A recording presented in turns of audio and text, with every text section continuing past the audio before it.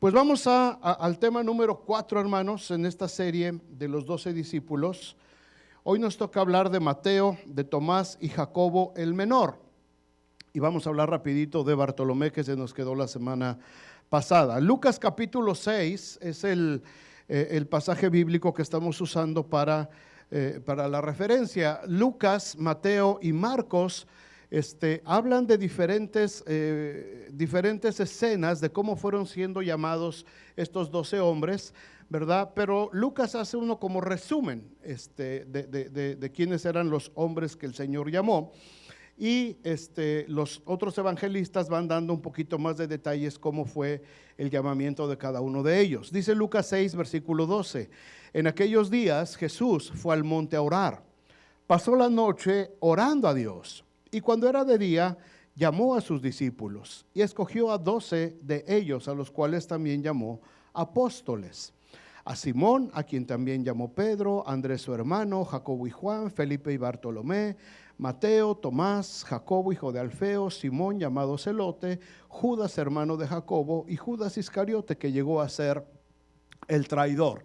Es muy probable que el Señor los fue llamando a todos, ¿verdad? Y a mucha gente iba detrás de Jesús. Y en este momento en particular que relata Lucas, es muy probable que ya estaban todos los discípulos y muchos de entre ellos, y de los que el Señor había llamado y que venían con él y que eran una buena multitud, entre todos ellos el Señor selecciona específicamente a estos 12 para que fueran sus apóstoles, que fueran sus discípulos. Así es que, como hemos visto, hermanos, los temas anteriores, cada uno de estos hombres tenía su personalidad, tenía sus rasgos de carácter personales. Jesús supo cómo lidiar con cada uno de ellos, cómo sacar lo mejor de ellos, y aún así sus rasgos de personalidad les acompañaron toda la vida, porque les he estado insistiendo mucho en esto. Jesús no altera tu personalidad, Jesús no altera tu carácter, tu forma de ser, sino que lo moldea con su palabra y con su Espíritu Santo para sacar lo mejor de ti. Si tú eres una persona alegre, bromista, que le gusta estar siempre alegre, Jesús no te va a cambiar eso. Jesús lo que va a hacer es que ahora seas una persona alegre, que seas una persona contenta y que seas bromista y todo eso, pero de una manera sana, saludable, que traigas edificación a la gente que está a tu alrededor. El Señor no te va a cambiar eso. El Señor no te va a cambiar si eres una persona de carácter fuerte. El Señor no te va a cambiar y ahora vas a ser todo blandito y todo eso. No, vas a seguir teniendo el mismo carácter, pero ahora lo vas a tener el mismo carácter, pero sometido bajo la autoridad del Espíritu Santo, y vas a ser de bendición con el carácter que tienes. Hay gente que es introvertida, es gente que no le gusta mucho hablar en público, ¿verdad? No les gusta expresarse. El Señor no te dice, no, pues ahora fuerza tienes que ser así. No, el Señor respeta tu personalidad, y así como eres, el Señor te puede usar para muchas cosas. Muchos de aquí hemos sido bendecidos, bueno, yo más, ¿verdad? Por la vida de Rosy, de mi esposa. ¿Cuándo la han visto predicar aquí enfrente? Nunca. ¿Por qué? Porque dice, no es lo mío. Pero si tú vas y te acercas a ella por un consejo, por algo, vas a salir bendecido. Así es el ministerio. Todos tenemos diferentes personalidades, todos respondemos de manera diferente, y Dios nos puede usar a todos así como somos. Nadie puede decir, es que yo no creo que Dios me puede usar así, soy así, yo soy así, yo soy así, no le sirvo a Dios. Claro que le sirves a Dios, todos le servimos a Dios. Así es que ya hablamos de Pedro, ya hablamos de Juan, ya hablamos de Jacobo el mayor, ya hablamos de Andrés y de Felipe. Nos quedó pendiente hace 8 días hablar de Bartolomé. Bartolomé pertenece al grupo de discípulos discípulos de Jesús, que algunos escritores los conocen como los apóstoles silenciosos. Eran 4, ¿verdad? No se habla mucho de ellos en la historia bíblica, más allá de su llamamiento y de que estuvieron con Jesús en algunos eventos importantes. Lo que sí es cierto y lo que sí habla la Biblia es que estuvieron en el inicio del ministerio del Señor, como acabamos de leer en Lucas, ahí estaban todos ellos, y también estuvieron hasta que empezó la iglesia, hasta la dispersión de la iglesia, y probablemente eso los llevó a ellos a otros países a predicar el evangelio, y al igual que los otros apóstoles, se cree que todos ellos murieron como mártires del evangelio. Solamente se nos relata la muerte de uno de ellos, ¿se acuerdan? Ya lo vimos, Jacobo el mayor. Fue el único que se relata su muerte, que murió por la espada de Herodes. Pero todos los demás no se nos narra cómo fue que murieron. Pero la historia paralela, los historiadores y Eusebio, Josefo y todos los exploradores hablan acerca de que todos ellos murieron bajo el martirio. ¿Por qué no lo narra la Biblia? No lo sé. No lo sé. A lo mejor el Señor dijo, si les pongo todo lo que pasaron estos, se van a espantar y nadie va a querer. Así es que no lo tenemos ahí, no lo dice la Biblia, pero puede ser que así haya sido. Porque no podemos ir más allá de lo que la palabra de Dios registra acerca de estos apóstoles silenciosos. Como les dije, Bartolomé no es el único. La Biblia tampoco relata muchas actividades de Jacobo el menor, de Simón el celote tampoco, y de Judas Tadeo, no del traidor, sino del otro Judas. El Señor los escogió, los comisionó para predicar, fueron los primeros evangelistas en el glorioso ejército que ha servido al Señor a lo largo de 20 siglos, y su servicio solamente es conocido por el Señor a quien sirvieron. ¿Por qué no hay registro de sus hechos? Algún día lo sabremos, pero lo que sí sabemos es que la Biblia, hermanos, más allá de hablar de personas, porque el hecho de la Biblia y el propósito de la Biblia no es tanto hablar la vida de las personas, sino el plan de salvación de Dios. Ese es el propósito de la Biblia. Así es que la Biblia lo que nos relata es que Jesús vino, que Jesús murió, que Jesús resucitó, comisionó a 12 y les dijo que fueran a predicar a Jerusalén, a Judea, a Samaria y ¿a dónde? Hasta lo último de la tierra, ¿ok? Y eso es lo que hicieron estos hombres. Empezaron con Jesús al principio de su ministerio y los vemos en el libro de Hechos, en el aposento alto, cuando el Espíritu Santo vino sobre ellos y empezaron a hablar en lenguas y fueron repartidos y empezaron a ir por todos lados. Así es que eso es lo que sabemos de los discípulos. Específicamente de Bartolomé. ¿Qué es lo que sabemos de Bartolomé?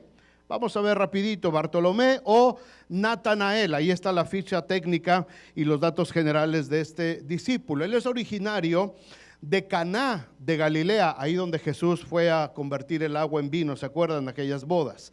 El nombre griego, su nombre griego es Bartolomé. Bartolomé, ¿verdad? Parece que era un hombre preparado también, muy conocedor de las Escrituras. Su nombre hebreo, Natanael, significa regalo de Dios o Dios ha dado. Siempre se le ve en los evangelios, por lo general acompañado de Felipe, por lo que su historia sigue después de lo que acabamos de ver de Felipe, de lo que vimos la semana pasada de Felipe. Hay 3 rasgos de carácter, hermanos, en Natanael muy interesantes. Vamos a verlos rapidito. Están en su llamamiento. Vayan conmigo a Juan capítulo 1. Juan capítulo 1, versículo 45. Dice, Felipe halló a Natanael y le dijo, hemos hallado aquel de quien escribió Moisés en la ley, así como los profetas, a Jesús, el hijo de José de Nazaret. Natanael le dijo, ¿de Nazaret puede salir algo bueno? Le dijo Felipe, ven y ve. Cuando Jesús vio a Natanael que se le acercaba, dijo de él, he aquí un verdadero israelita en quien no hay engaño. Le dijo Natanael, ¿de dónde me conoces? Respondió Jesús y le dijo, antes que Felipe te llamara, cuando estabas debajo de la higuera, te vi. Respondió Natanael y le dijo, Rabí, tú eres el Hijo de Dios, tú eres el Rey de Israel. Una declaración muy peligrosa. 50. Respondió Jesús y dijo, porque te dije, te vi debajo de la higuera, ¿crees?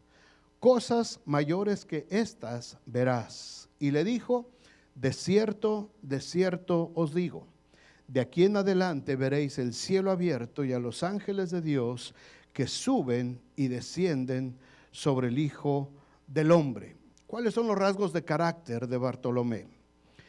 Número 1, era escéptico.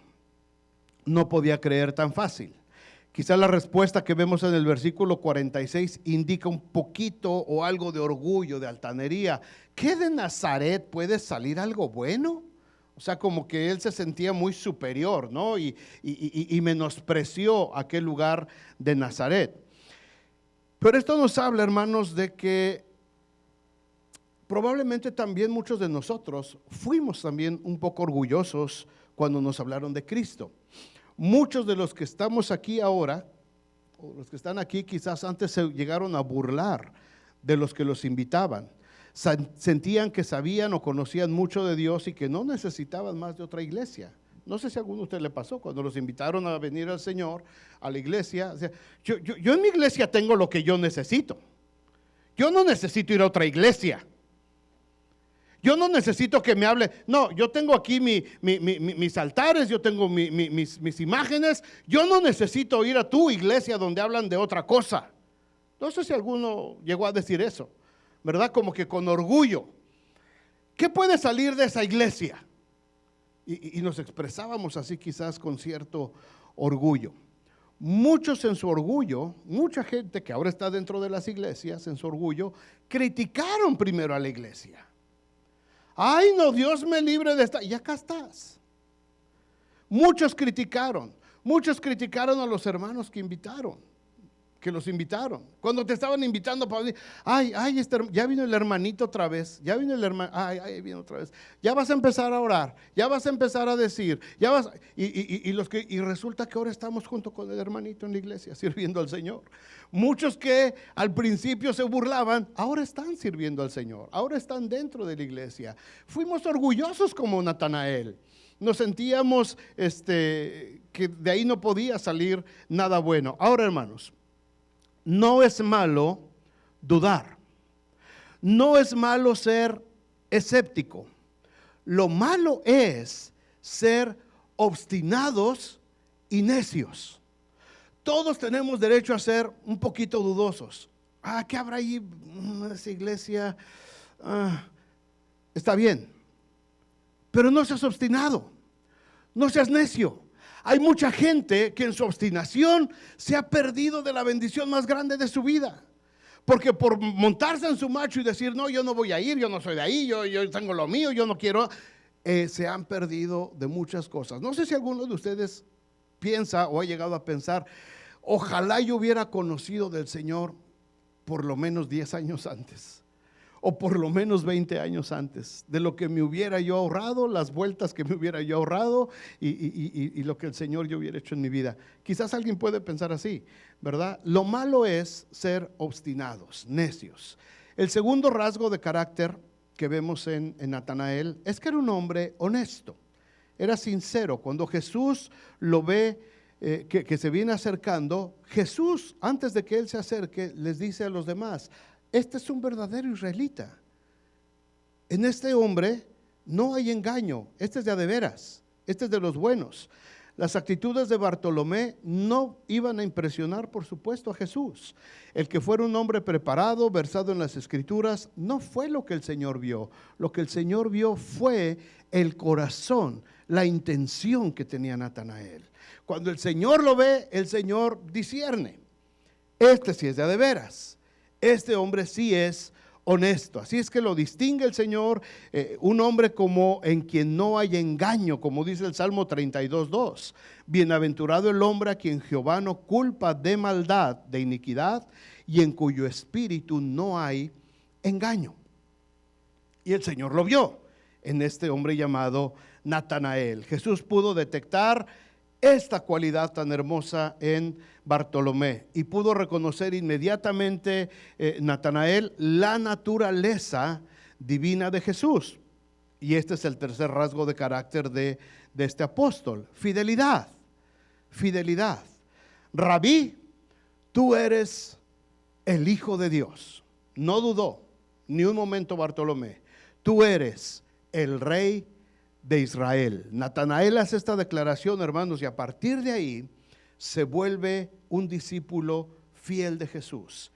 Iba a caminar con Jesús, iba a caminar junto con los otros 11, iba a participar de las enseñanzas, de los milagros, iba a ser enviado a predicar con los otros, iba a ser testigo de la resurrección de su maestro.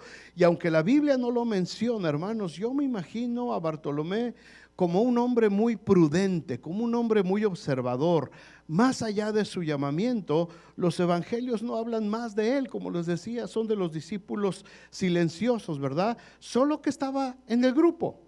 Y llegó hasta el aposento alto cuando vino el Espíritu Santo. ¿Qué fue lo que hizo Natanael? No lo sabemos. No sabemos todo lo que pudo haber hecho después él. Seguramente Jesús pudo percibir en Natanael una sensibilidad especial hacia lo espiritual. Cuando lo dice de manera personal, que verá los cielos abiertos. Se lo dijo a Natanael. A nadie más se lo dijo. Dijo: Bartolomé, a partir de hoy vas a estar viendo los cielos abiertos y vas a ver a los ángeles subiendo y bajando. Se lo dijo a Natanael, a nadie más, ni a Pedro le dijo eso. Se lo dijo a este hombre. El Señor, yo creo que pudo haber captado esa sensibilidad de él. No sabemos, la Biblia no dice exactamente cómo fue la vida y la muerte de Natanael, pero la historia paralela, no tienen por qué creerla, solamente es un dato histórico. Habla de que el apóstol Natanael, en el año 51, él bajó a predicar hasta la India, a Irán, a Siria y a Armenia, donde le predicó a reyes y gente importante porque era preparado él. Murió bajo uno de los tormentos más feos.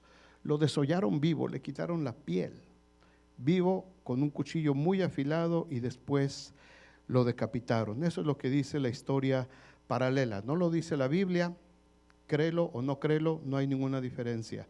Un día que lleguemos con el Señor sabremos qué fue realmente lo que pasó con todos estos hombres del Señor. Pero esa es la vida de Bartolomé y aprendemos mucho de él. Vamos al siguiente discípulo, Mateo. Vamos a hablar de este hombre llamado Mateo o Leví, hijo de Alfeo, no del feo, Alfeo.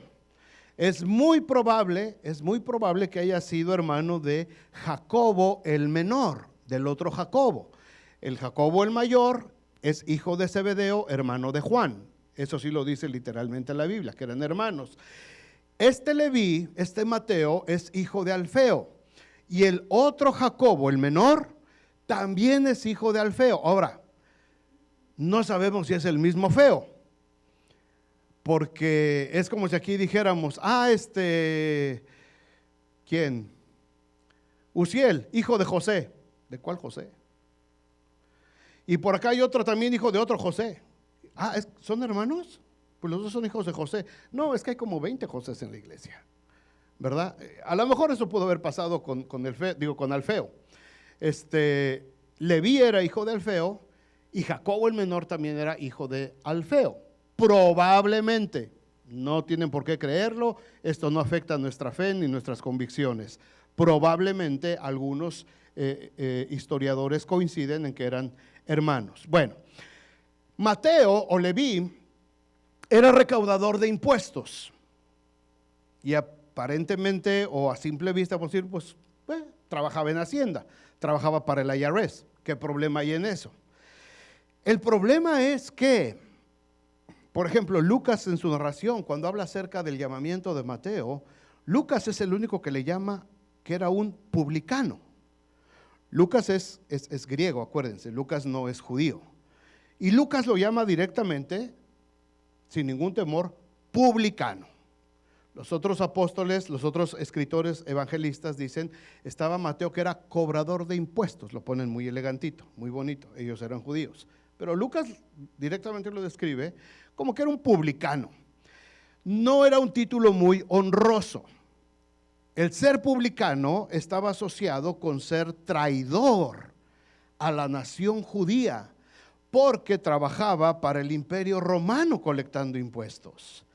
Esta posición política le daba a Mateo una vida bastante cómoda. Tenía dinero, Por supuesto que hacía sus arreglos, sus chanchullos con los que pagaban impuestos, ¿verdad? Te voy a poner tanto, uno les cobraba de más, si los veíamos medios atarantadillos, pues les cobraba un poquito de más. Y todos estos publicanos, por eso la gente no los quería, porque no eran honestos, no eran sinceros, no eran transparentes. Y le estaban sacando dinero y les cobraban, y a veces ya les habían cobrado y les volvían a cobrar. Y como siempre estaban ellos custodiados por soldados romanos, pues no te quedaba de otra más que volver a pagar. Oye, cuate, ya te pagué. No, mira, acá está mi libreta, acá no estás. Checa los pergaminos. Tú no has pagado. Me debes 5 denarios. Híjole, pues ahí te van otra vez 5 denarios. Entonces, los publicanos eran una especie de traidores a la nación judía. Por supuesto, no todo el dinero que recaudaban llegaba a las arcas del Imperio Romano, pero estos hombres vivían muy bien, tenían buenas condiciones de vida, todo lo que se podía encontrar en el tiempo, en ese entonces, vivían bien. Mateo tenía una buena casa, comida abundante, buena ropa y una muy buena posición social en ese medio, por supuesto. El relato del llamamiento de Mateo en los 3 evangelios sinópticos. ¿Cuáles son los evangelios sinópticos? Mateo, Marcos y Lucas. Repitan, Mateo, Marcos, Lucas. Son los evangelios ¿qué? Sinópticos. Otra vez, evangelios sinópticos. ¿Qué quiere decir eso? Que son muy parecidos, son paralelos. Casi tienen las mismas historias estos 3 evangelios. Mateo, Marcos y Lucas narran casi en el mismo orden los eventos desde diferentes puntos de vista, pero son muy parecidos estos 3 evangelios. Juan es el que es muy diferente. Juan habla de cosas que los otros 3 no hablan, y Juan tiene un punto de vista ya más de doctrina, de teología. Él es ya más profundo. Juan lo ve desde un punto de vista diferente. Así es que los evangelios sinópticos, los 3 evangelios sinópticos, Mateo, Marcos y Lucas, ponen el llamamiento de Mateo enmarcado en medio de 2 eventos. Antes del llamado de Mateo, se narra la historia de aquel joven paralítico. ¿Se acuerdan la historia? Que quiere llegar a la casa donde está Jesús. Sus amigos lo llevan a donde está Jesús, pero no puede entrar porque hay mucha gente y hay gente hasta afuera. ¿Y qué hicieron los amigos de este paralítico? Lo suben por el techo, ¿verdad? Lo agarran de su camilla, se van al techo, le abren un boquete aquí al techo. Imagínense que de pronto aquí se abriera un hueco y vemos que van bajando. Ahí les va para que oren por él.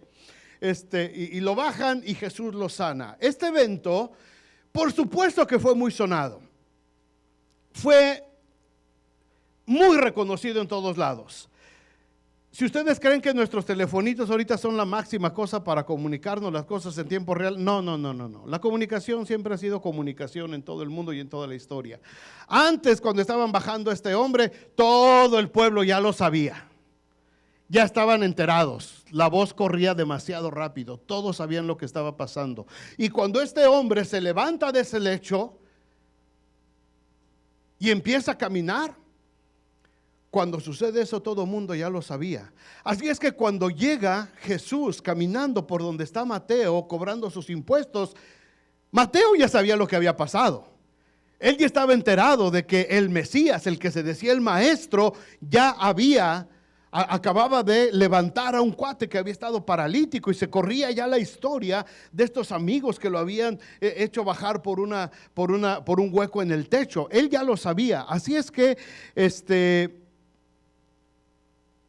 Mateo, al estar enterado de lo que está sucediendo en esa región, escuchen bien, padres, levanten las antenitas, papás, porque a pesar de que Mateo ahora, en este momento, cuando está en el banco de los tributos, aparentemente su relación con Dios terminó.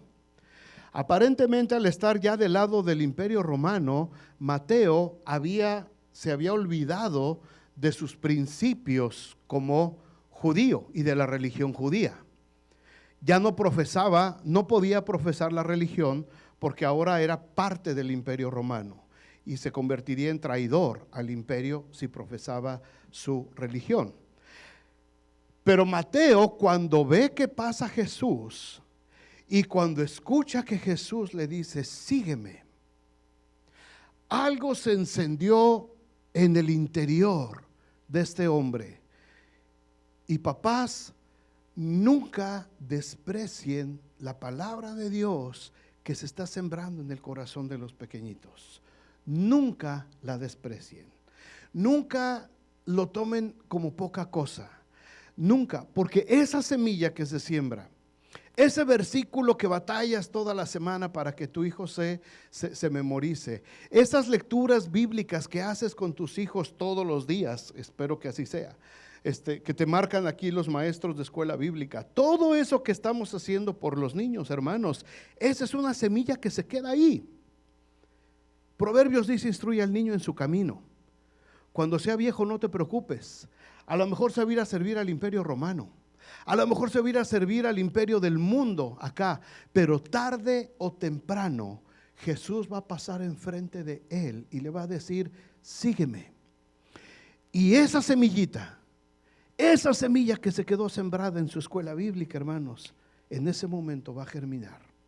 En ese momento el Espíritu Santo la va a usar para que ellos puedan responder al llamado. Si se dan cuenta, después de eso, inmediatamente dice el versículo 27, Lucas 5:27, después de estas cosas salió, después de que levantó al paralítico, vio un publicano llamado Leví, sentado al banco de los tributos públicos y le dijo, sígueme. Y el versículo 28 dice, léanlo conmigo, 1, 2, 3. Y dejándolo todo, se levantó y le siguió. Rapidito, no le costó trabajo. Había tierra buena adentro de Mateo. A pesar de que estaba viviendo para el enemigo, había tierra buena adentro del corazón de Mateo. El otro evento que enmarca, hermanos, el llamamiento de Mateo es que después, inmediatamente de aceptar la invitación de Jesús, le ofreció un gran banquete. Dice el versículo 29, y Leví le hizo gran banquete en su casa. ¿Le invitó unos frijolitos? ¿Le invitó un lonchecito? Dice, Leví le hizo un gran banquete. En tiempos del imperio romano, hermanos, ¿cómo se imaginan ustedes un gran banquete? ¿Qué había en esa mesa? ¿Qué no había? Había faisán, desde que hasta las plumitas le ponen así. Había pan de ajo, ¿verdad? Sabroso. Había suficiente carne, probablemente porque ya era romano, ya tenía las costumbres. A lo mejor había un lechoncito ahí, ¿verdad? A lo mejor media res ahí estaba, unos pollos, así esos que agarraban así, verduritas, tomatitos, lechugas, un gran banquete. Había música, había todo, un gran banquete. Y había mucha compañía de publicanos y de otros que estaban a la mesa con ellos. 3 cosas rapidito de Mateo y su llamamiento. Número 1, determinación, hermanos, en Mateo. Un hombre con determinación. La invitación de Jesús fue muy sencilla: sígueme. La reacción de Mateo no deja lugar a dudas. Se levantó y le siguió. Punto. No hay más. No dudó, no la pensó, no le dijo dame unos días, dame un tiempo. No, se levantó y le siguió. Esto se llama determinación. Vemos a otros personajes como el joven rico. ¿Se acuerdan cuando Jesús lo llama? ¿Qué le dijo? Ay, te seguiría, Señor, pero tengo mucho dinero. Se puso triste y se fue. Ahora mismo evangelista Lucas en el capítulo 9, versículo 57 dice, yendo ellos, uno le dijo en el camino, Señor, te seguiré a donde quiera que... Ni siquiera se toma la molestia Lucas de poner el nombre de esa gente. Señor, te seguiré a donde quiera que vayas. Y le dijo Jesús, ¿really? ¿Are you sure? Las zorras tienen guaridas y las aves nidos las aves de los cielos nidos. Yo no tengo ni siquiera dónde recostar la cabeza. ¿Estás seguro que quieres venir conmigo? Otro le dijo, tampoco dice el nombre. Lucas dice, ¿para qué perdemos tiempo con esa gente? Ni siquiera le puso el nombre. A otro le dijo, sígueme, igual que a Mateo. Él le dijo, Señor, déjame primero que vaya y entierre a mi padre. O sea, espérame que mi papá se muera, ya cuando mi papá se muere y lo entierre y ya no tenga yo que responsabilidad con mi papá, entonces vengo. Jesús le dijo, mira, deja que los muertos entierren a sus muertos y tú ve y anuncia el reino de Dios. Entonces también dijo otro, te seguiré, Señor, pero déjame que me despida primero de los que están en mi casa. Jesús le dijo, ninguno que poniendo su mano en el arado mira hacia atrás es apto para el reino de Dios. Hermanos, cuando Jesús nos llama, ¿cuál es el tipo de respuesta que damos nosotros?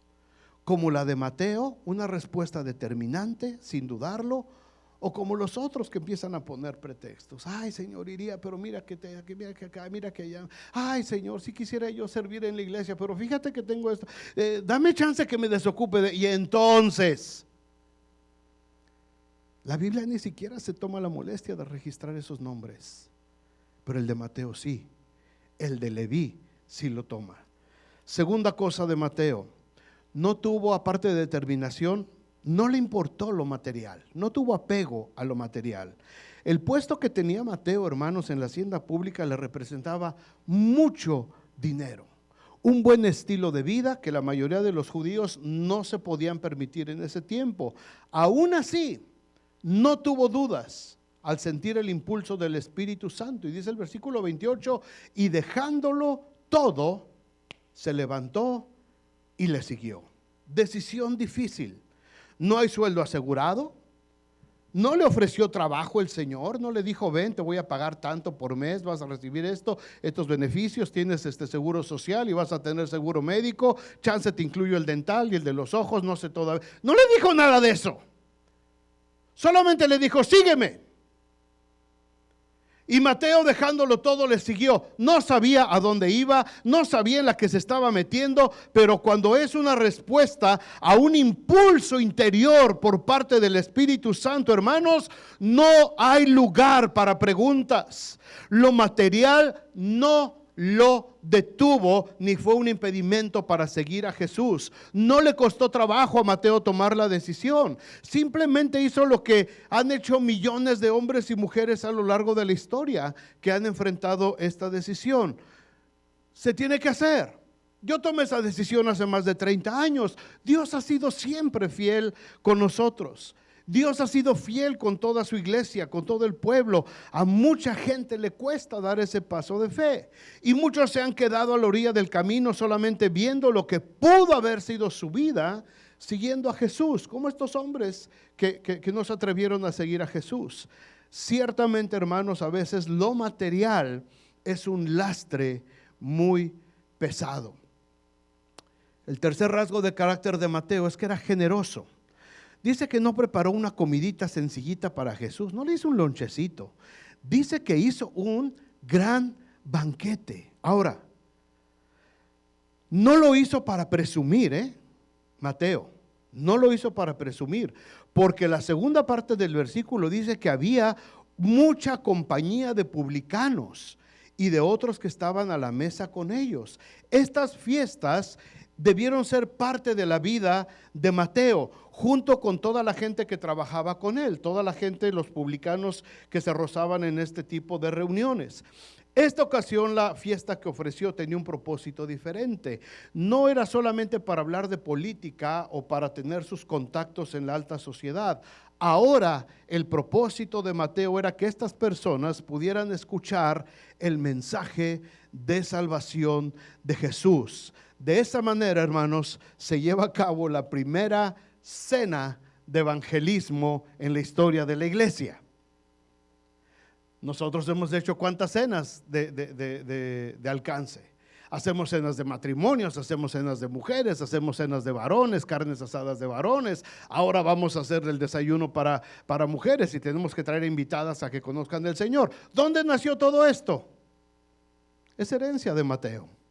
Mateo fue el que lo hizo primero. Así es que cuando se hace esta cena, esta reunión, este banquete tan grande, hermanos, Mateo lo que quería era que todo su círculo cercano pudiera conocer el mensaje de salvación y libertad que hay en Cristo Jesús. Así es que cuando hagamos estos eventos, hermanos, recordemos la generosidad de Mateo y el propósito del evento. Nuestros eventos no son para que nosotros aquí estemos muy cómodos, muy a todo dar, muy rico comiendo. Nuestros eventos tienen que ser siempre para que más gente conozca del Señor. ¿Qué fue lo que pasó con Mateo? Como les dije, la Biblia, al igual que el resto de los discípulos, no nos da detalles de qué fue lo que pasó con Mateo. Sabemos que escribió el Evangelio de Mateo con un enfoque hacia el reino de Dios. Un sitio web cristiano dice que Mateo se convirtió en misionero después de que fue la dispersión en el libro de los Hechos. Mateo se hizo misionero y fue arrestado en Etiopía, en el continente africano. En ese lugar fue apedreado o probablemente atravesado con lanzas y después también decapitado. No se conoce más sobre esto debido a que Mateo se encontraba en un lugar muy remoto de África, a donde pocos historiadores o cristianos se atrevieron a ir. Como les digo, esta parte no está en la Biblia, es historia secular, tómenla o déjenla, no pasa nada. Lo que sí sabemos es que Mateo escribe este precioso evangelio, nos muestra a Jesús desde un punto de vista del reino de Dios, y seguramente él, como los demás discípulos, sufrieron hasta el momento de su muerte. Vamos a nuestro discípulo número 8, Tomás. Vamos a ver rapidito a Tomás. Tomás, llamado el Dídimo. ¿Alguien de aquí tiene hermano gemelo o mellizo? ¿Alguien de aquí es cuate? Miguel el Dídimo. Eso significa, el Dídimo es gemelo, el mellizo.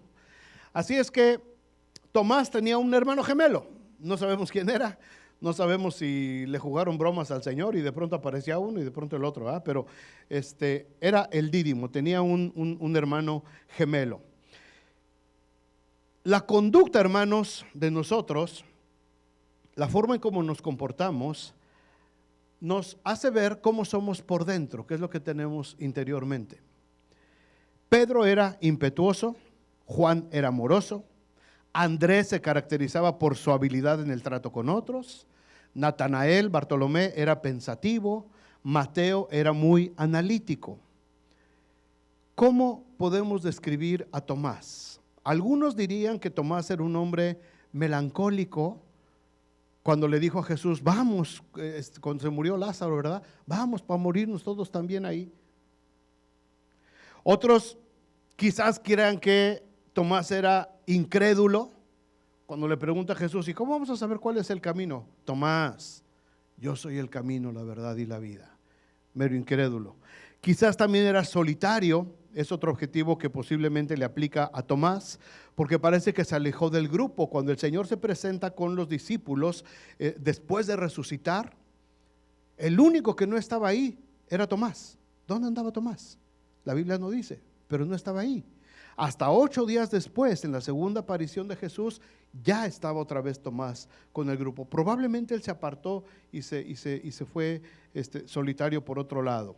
Desconfiado también puede ser un apodo que describe a este discípulo, porque rehusó creer cuando los otros le dijeron que habían visto al Señor.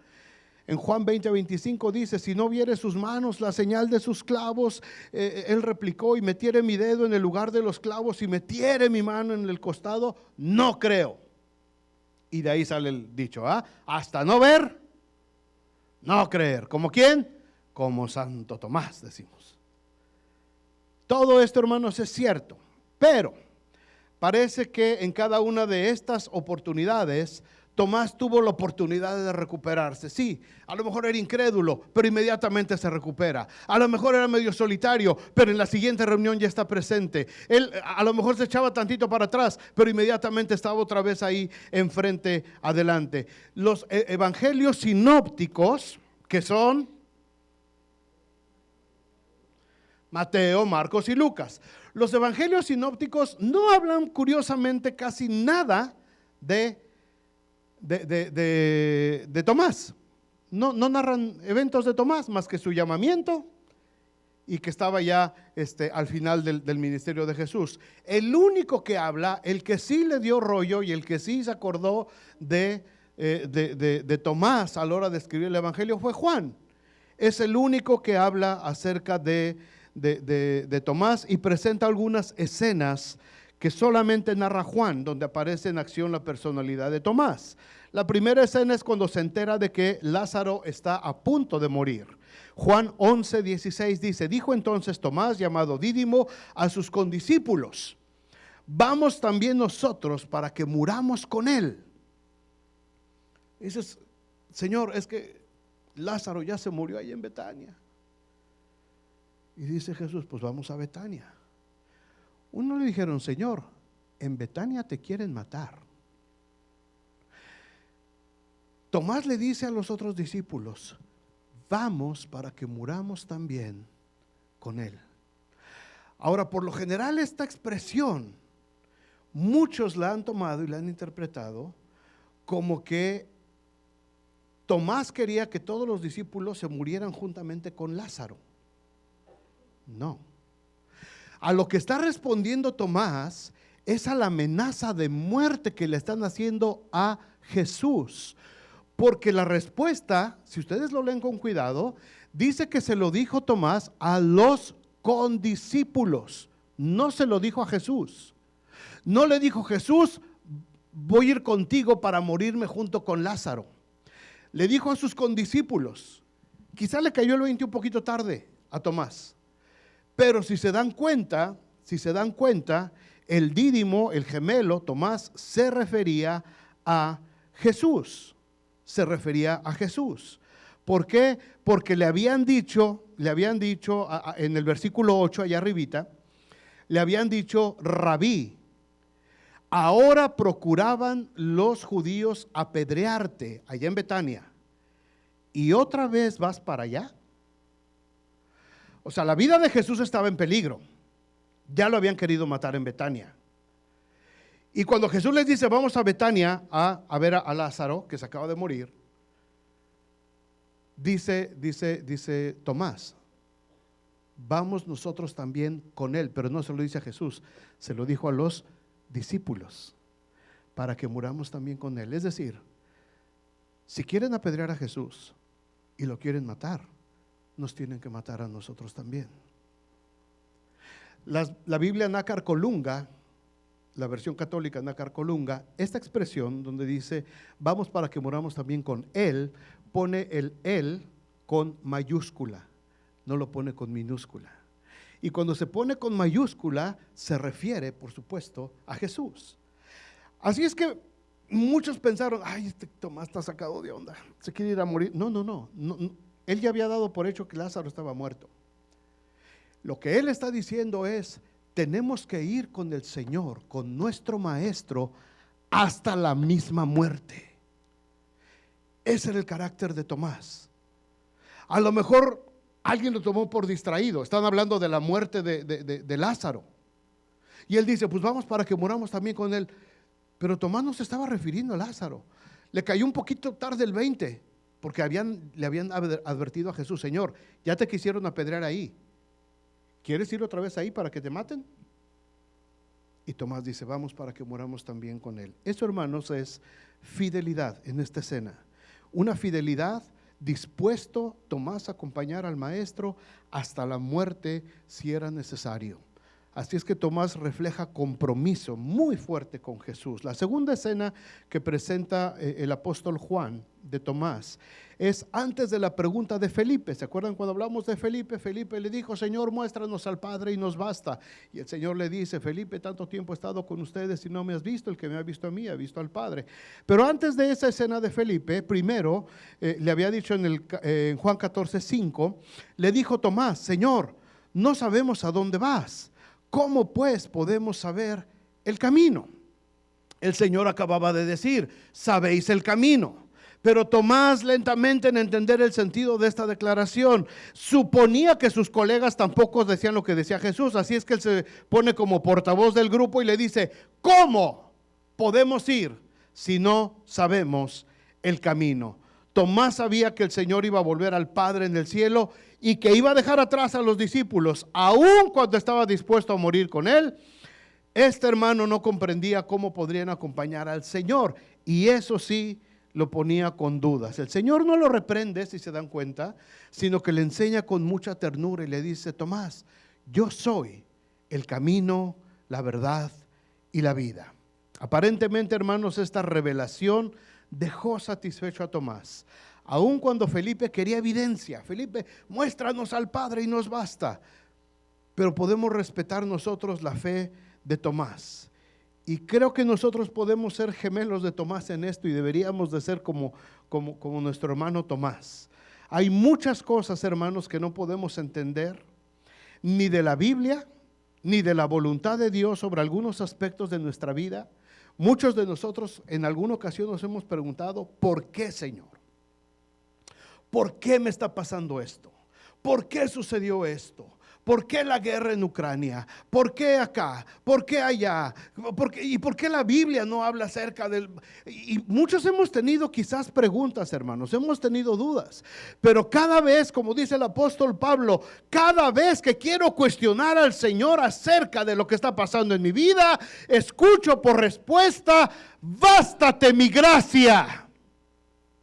Y eso nos debería de dejar satisfechos. Pero muchas veces queremos seguir insistiendo, y Señor, quiero respuestas y respuestas. Y el Señor dice: bástate mi gracia. Tomás se quedó satisfecho cuando el Señor le dijo: Tomás, yo soy el camino, la verdad y la vida. Está bueno, Señor, lo entiendo. A lo mejor mi mente humana no lo logra comprender totalmente, pero si tú lo dices, está bien. Ese es el camino que debo de seguir. El camino que tú nos estás mostrando y que nos estás enseñando. Mucha gente se ha desilusionado de la vida cristiana, hermanos, porque no encuentra respuestas. Y mucha gente ociosa anda preguntando y preguntando cosas que no nos es lícito saber a nosotros. Y a fuerza quiere que un pastor o alguien le diga exactamente lo que quiere decir. No, hay cosas que no se pueden saber. Ahora vemos como por espejo oscuramente, dice Pablo. Pero cuando estemos con el Señor, entonces conoceremos cara a cara cómo fuimos nosotros conocidos. Así es que se queda Tomás con esa respuesta del Señor. Lo único que nosotros sabemos es lo que dice Romanos 8:28. Sabemos que los que aman a Dios, todas las cosas les ayudan a bien. Esto es, a los que conforme a su propósito son llamados. Punto. ¿Por qué me pasó? ¿Por qué, Señor? ¿Por qué acá? ¿Sabes qué? Todas las cosas ayudan para bien. Es que no lo puedo entender, no lo puedo. Pues ni modo, no lo puedes entender. Y yo no te lo puedo explicar. Lo único que sí sé es que todas las cosas ayudan para bien. Y un día lo entenderás. La tercera escena en la vida de Tomás es quizás la que más le representa. Cuando Jesús resucita. En Juan 20:24 dice: pero Tomás, uno de los 12, llamado el Dídimo, no estaba con ellos cuando Jesús vino. Y nos ofrece, no nos dice aquí la razón por la ausencia de Tomás en esta reunión. ¿Por qué no estaba? La narración nos deja con la impresión de que esta manifestación fue especialmente para el bien de Tomás. Él no debió estar en esa reunión, él estaba ausente. Y entendemos como una crítica el comentario de Juan: no estaba con ellos cuando Jesús vino. Fue por descuido, disgusto. Un respetado autor ha sugerido: él se estaba dando el lujo de sentirse lástima y estar a solas. Cuando el maestro se fue, él se sintió miedoso, se sintió con lástima y ya no quiso estar ese día con los demás discípulos. Así es que, sea cual fuera el motivo, encontramos a los otros deseosos de avisarle a Tomás. Le fueron a decir: al Señor hemos visto. No dudamos de que habrán abundado en detalles, pero a pesar de todo lo que le dijeron a Tomás, la respuesta de Tomás es: si no lo veo, no lo creo. Este no es un hombre que duda, hermanos. Es un hombre que tiene ganas de creer. ¿Ven la diferencia? no es dudar del evangelio, no es dudar de las cosas que Dios hace, no es dudar de las cosas que Dios dice, es tener hambre de conocer más, es querer conocer un poquito más, no es cuestionar por cuestionar lo que Dios hace o lo que Dios dice. No se trata de eso, hay mucha gente de esa, pero hay gente que quiere creer. El hombre aquel que tenía a su hijo enfermo y le dijo el Señor: ¿crees que lo puedo sanar? ¿Qué le dijo el hombre? Creo, Señor, ayuda a mi incredulidad, porque todos somos incrédulos. Todos en un punto de nuestra vida hemos sido incrédulos. Dios ya te lo prometió y dices: ay, no creo que Dios lo vaya a hacer. Y después te das cuenta de que sí lo hizo. Nos llama la atención que el Señor haya esperado 8 días para atender a Tomás. Dios tiene su tiempo, su manera de tratar con los suyos. Nada dice el relato para darnos a entender que los 10 estaban esperando una manifestación en el aposento, pero el Señor entra de pronto y se dirige a Tomás. Nada de preguntas acerca de la ausencia, ni de si todavía quiere meter su dedo. Se nos dice que el discípulo, en cuanto lo vio, dijo: Rey mío, Señor mío y Dios mío. Ahora, el Señor le dice: Tomás, porque has visto, creíste. No porque metiste la mano. Muy grande diferencia. Tomás no llegó a poner su mano en el costado del Señor, ni siquiera, a ver si es cierto. En cuanto vio las marcas, en cuanto vio, no en cuanto sintió, en cuanto vio las marcas, Tomás creyó. Y le dice el Señor: Tomás, porque viste, no porque tocaste, porque viste, creíste. Ahora bienaventurados todos aquellos que no vieron y creyeron. Y esos somos nosotros, hermanos, los que estamos acá.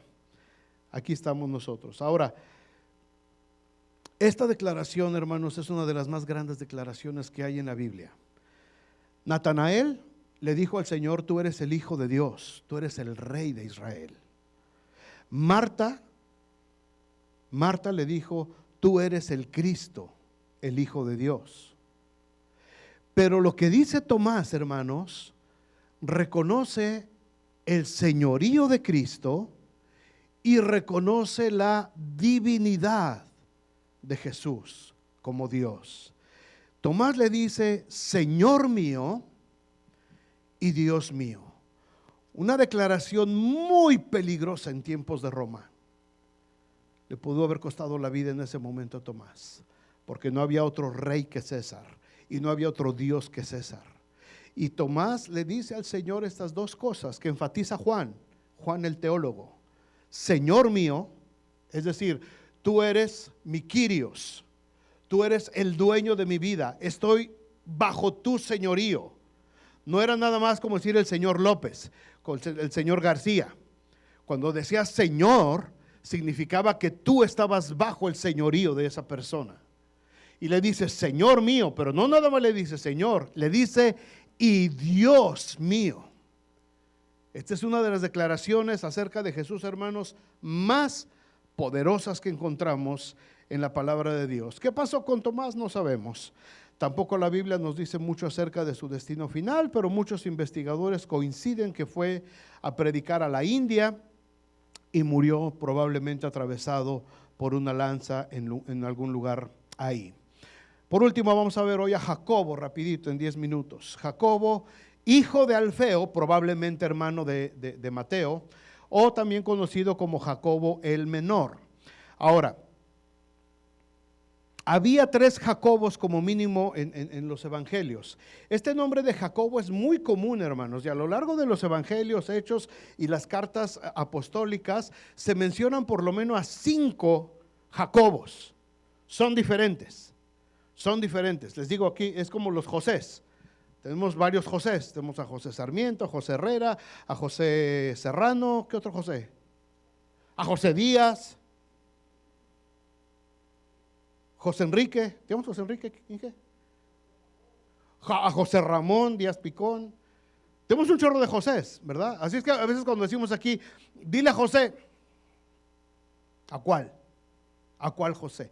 Pasaba lo mismo acá. Jacobo era un nombre muy común. Así es que vamos a encontrar a varios Jacobos y cuidado de no hacernos bolas con quién era quién. Por lo menos aquí había 3 Jacobos. Número 1, Jacobo el mayor, el hermano de Juan, hijo de Zebedeo. El otro Jacobo, el menor, el hijo de Alfeo. Y otro Jacobo, Santiago, que es el que escribe la carta de Santiago, que se llamaba Jacobo Santiago, que era medio hermano de Jesús, hijo de José y María. Ahora, este discípulo no era el medio hermano de Jesús, porque los evangelios dicen que ni aún sus hermanos creían en él. Santiago, Jacobo, el medio hermano de Jesús, aparece ya hasta el libro de los Hechos. Así es que este es el Jacobo el menor. ¿Se entendió? ¿O los dejé hechos bolas? Yo ya estaba hecho bolas de por sí. Jacobo, el que se nombra en Hechos capítulo 12, versículo 7, cuando Pedro dijo, haced saber esto a Jacobo, es Santiago, el medio hermano de Jesús. Bueno, ya no nos vamos a meter más en ese rollo. De Jacobo, el hijo de Alfeo, de este apóstol, sabemos muy poco, nada se dice de él durante el ministerio del Señor sobre la tierra. Es uno de estos discípulos silenciosos. La última mención de su nombre está en Hechos 1:13, cuando dice que entrados subieron al aposento alto donde moraban Pedro y Jacobo, Juan, Andrés, Felipe, Tomás, Bartolomé, Jacobo, hijo de Alfeo, Simón el celote y Judas, hermano de Jacobo. Es decir, los 11 discípulos que quedaron después de la resurrección. Este versículo constituye la última mención de 8 de los 12 apóstoles. No podemos ir más allá de lo que la palabra de Dios dice acerca de estos apóstoles. Jacobo el menor no se nos dice mucho. Como era con los 12, lo es con todo verdadero siervo del Señor, hermanos.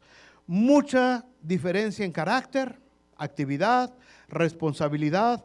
Algunos figuraban más prominentemente que otros en lo que sus semejantes veían, oían. Algunos destacaban más, unos más aventados, unos participaban más, pero cada uno tenía su llamado, cada uno tenía lo que Dios le había mandado hacer. Lo que tenemos que recordar es lo que la palabra de Dios dice en 1 Corintios 3:13, que la obra de cada uno se hará manifiesta, porque el día, es decir, el tribunal de Cristo, la declarará. ¿Qué fue lo que hizo este discípulo? Pues no lo sabemos por medio de la Biblia, pero Dios sabe lo que pasó con él. Y lo que podemos aprender de este discípulo, de Jacobo el menor, hermanos, es que muchas veces nuestro trabajo no es necesariamente tan visible, no es necesariamente tan llamativo como puede ser el de otro hermano en el Señor. Pero aún así vemos a este hombre siendo parte de este grupo que fueron enviados por el Señor a predicar. No participaba mucho, quizás era de los que aprendían en silencio, pero desde que Jesús lo incluyó en su grupo al inicio de su ministerio terrenal, hasta la venida del Espíritu Santo en el aposento alto, ahí estaba. No se hizo notar, nadie se daba cuenta de él, pero ahí estaba, dispuesto a cumplir lo que el Señor le había dicho. Y al igual que los otros 11 apóstoles de la Biblia, hermanos, no se habla mucho de su muerte, no hay evidencia histórica. La versión más aceptada o la tradición más aceptada es que fue a predicar a Egipto, y mientras predicaba desde un muro lo empujaron, lo aventaron, y cuando cayó lo remataron y a pedradas hasta morir. No sabemos si realmente es cierto eso, es una tradición solamente. Pero lo que sí sabemos, Javier, ¿me ayudas a ministrar? Lo que sí sabemos, hermanos, es que estos hombres sencillos, comunes y corrientes, muy parecidos a nosotros, con nuestros mismos defectos, con las mismas oportunidades, lo que no sé es si es con el mismo compromiso con la obra de Dios. Déjenme decirles esto: ¿están despiertos todavía? Unos así como que, ¡ay, el ceviche! Aguanten, ahí vamos al ceviche. Pero escuchen esto, sobre todo líderes de la iglesia, servidores y todos en la iglesia. Lo que aprendemos de la vida de estos hombres y los que nos faltan, los 3 que nos faltan por ver la semana que entra, hay un denominador común que a mí me llama mucho la atención. Entre ellos tuvieron diferencias, Entre ellos llegaron a tener situaciones personales de conflicto inclusive. Los que me acompañan en el estudio de los miércoles esta semana vimos cómo Pablo y Bernabé tuvieron una fuerte discusión. Se pelearon grueso, discutieron. Y Pablo, escogiendo a Silas, se fue para arriba, y Bernabé con Juan Marcos se fueron para Chipre. ¿De qué me habla esto, hermanos? No somos perfectos, no somos moneditas de oro, como dice el dicho, para caerle bien a todos. Pero todos estos hombres, más allá de sus diferencias personales, más allá de sus rasgos de carácter que tenían, ellos tenían muy por encima el compromiso y el llamado que Dios les había hecho. Ese llamado y ese compromiso, hermanos, va en un nivel superior a nosotros, superior a nuestras debilidades humanas, superior a nuestras diferencias, superior a que si me gusta cómo toca Alan, o si me gusta cómo toca Ramón, o si cómo predica Mario, o si cómo predica el pastor o José, más allá de nuestras diferencias que podemos tener. Y a lo mejor decir, ay, es que el pastor no sabe ni lo que hace, el pastor va por acá dando, más allá de todo eso acá abajo, arriba en un nivel superior se mueve el llamado que Dios nos ha hecho y el compromiso en el cual nos hemos nosotros metido con el Señor. Eso no se mueve, eso no se mueve. Podemos tener todas las diferencias aquí abajo, hermanos, pero si estas diferencias llegan a alterar el nivel de compromiso y el llamado de Dios, quiere decir que este compromiso lo hicimos acá abajo, no lo hicimos acá arriba. Pablo dice, por último, ciertamente olvidando lo que queda atrás, me extiendo, dice Pablo, a lo que está adelante. ¿Y qué es lo que estaba delante de Pablo? Dice, al premio del supremo llamamiento de Dios. Es decir, es un llamamiento que está muy por encima de lo que vivimos en el mundo terrenal. El supremo llamamiento de Dios para Pablo era inamovible. A Pablo lo apedrearon, lo azotaron, lo corretearon, lo escondieron por acá, por allá, lo dejaron medio muerto, tirado en una ciudad y lo tuvieron que arrastrar, naufragó, estaba en el mar allá agarrado de un pedazo de tronco hasta que el mar los echó. Le pasó de todo, pero el compromiso con el llamado que Pablo tenía, hermanos, no se movió ni un ápice. En cuanto salía de la bronca, Pablo se levantaba, se sacudía y se iba y seguía predicando el evangelio a donde quiera que iba. De eso se trata, hermanos, y en la vida de estos hombres es lo mismo que vemos. ¿Ustedes creen que estos 11 no se sintieron mal cuando uno de ellos, Judas, los traiciona la causa? ¿Ustedes creen que los demás no se sintieron mal cuando Pedro se avergonzó del Señor cuando estaba en ese fuego y dijo, yo no lo conozco, no sé ni de quién hablan, yo ese cuate ni lo he visto en mi vida? ¿Ustedes creen que los demás no se sintieron mal? Por supuesto que sí, por supuesto que sí. Pero los vemos en el libro de los Hechos, en ese aposento alto, listos, porque más allá de sus diferencias humanas y de sus rasgos de carácter y personalidad, arriba de todo eso estaba el supremo llamamiento de Dios en Cristo Jesús. Ese no se pierde, hermanos, ese no se debe de perder. Y quizás el Señor nos lleve de un lugar a otro y podamos estar en diferentes lugares, pero ese llamamiento de Dios no se puede perder. Si tú te desanimas por algo y dejas de servir al Señor, es que tu compromiso lo estabas poniendo acá abajo, condicionado a que la gente estuviera contigo, que la gente te dijera, que la gente, de sentirte bien contigo mismo. Pero cuando cayó la primera piedra, dijiste, no, yo aquí ya no esto no es para mí, mejor me voy por otro lado. Significa que tu llamamiento estaba aquí abajo. No has captado que tu llamamiento está acá arriba. A todos ellos les costó: crucificados, apedreados, decapitados, crucificados de cabeza, crucificados en cruz, atravesados con una lanza, apedreados. Nunca dejaron de predicar el evangelio de Jesucristo. Su llamado estuvo muy por encima, hermanos, de lo que pueden ser diferencias personales, rasgos de carácter, personalidad. Uno dudoso, otro enojón, otro preguntón, otro no hablaba, otro no decía nada. Cuando le preguntaban se quedaba callado. El otro, no, pues no sé. Y el otro, ¿y de dónde sacamos? Pues no sé de dónde vamos a sacar. No tenemos 200 dracmas para darles de comer. ¿Qué hacemos? Ay, Felipe. Más allá de eso, hermanos, estos hombres entendieron la importancia del llamado. Y eso es lo que yo quisiera que todos entendiéramos y que todos conociéramos. Pónganse de pie, hermanos, oramos. Señor. Ay, Señor.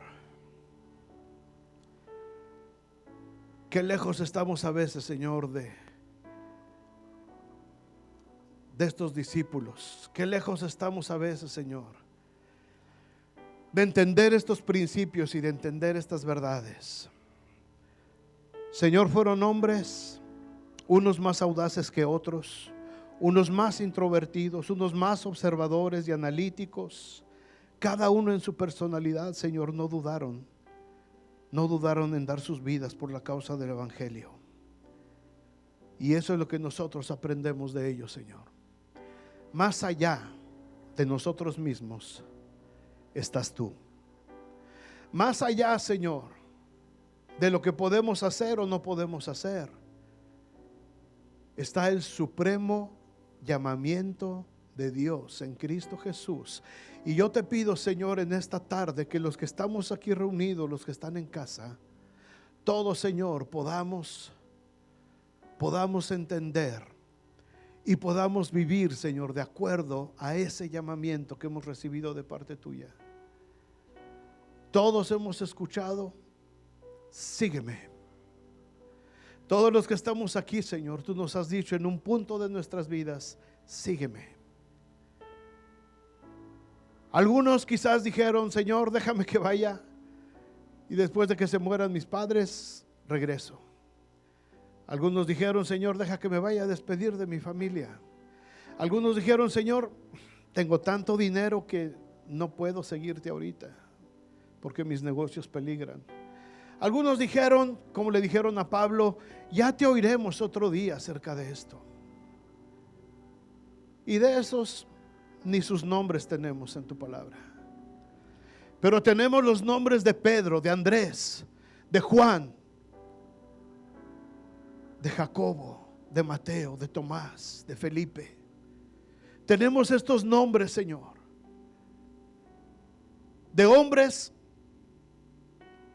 con muchos defectos, con 1000 preguntas, con temperamentos tan diferentes el uno del otro. Pero cuando tú les dijiste: sígueme, ellos al instante dejaron sus redes y te siguieron. Al instante se levantaron del banco de los impuestos y dejándolo todo te siguieron. Caminaron debajo de esa higuera y te siguieron. Y sus nombres están escritos no solamente en nuestras Biblias, sus nombres están escritos en el libro de la vida. Y un día los vamos a conocer cuando estemos contigo. Y quizás podamos platicar con ellos.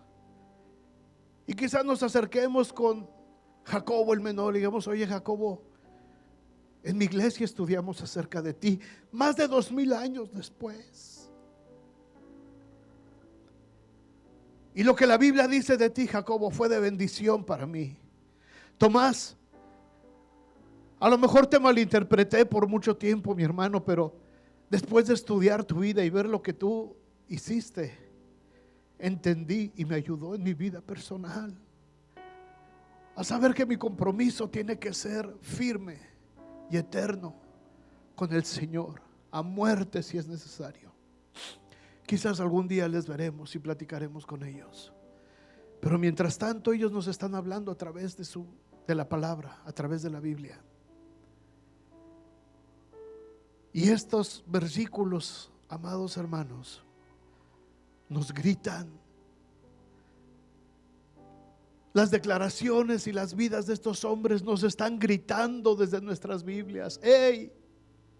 Sigue al Señor. No te vas a arrepentir de servir al Señor. No te vas a arrepentir de comprometerte por el Señor. Mírame. Mírame con mis defectos. Mírame con mis rasgos de carácter tan diferentes. Mírame. Al principio no creía, al principio me costó trabajo, pero el Espíritu Santo me ayudó y ayudó a mis otros compañeros para que el Evangelio pudiera llegar a ti 2000 años después. Estos hombres, hermanos, nos gritan desde estas páginas de la Biblia que vale la pena servir al Señor, que vale la pena comprometerse, que vale la pena luchar sin cansancio. Señor, permite que podamos aprender de ellos. Permite, Señor, que podamos parecernos un poquito a ellos y que tu palabra pueda seguir siendo extendida, Señor, en esta ciudad y donde quiera que estemos. Gracias por estas vidas, Padre. Y ahora, mis amados hermanos, que la gracia del Señor Jesucristo, el amor de Dios el Padre y la comunión con su Santo Espíritu sea con cada uno de nosotros, con nuestras familias y con todo el pueblo de Dios, ahora y siempre. Amén y amén.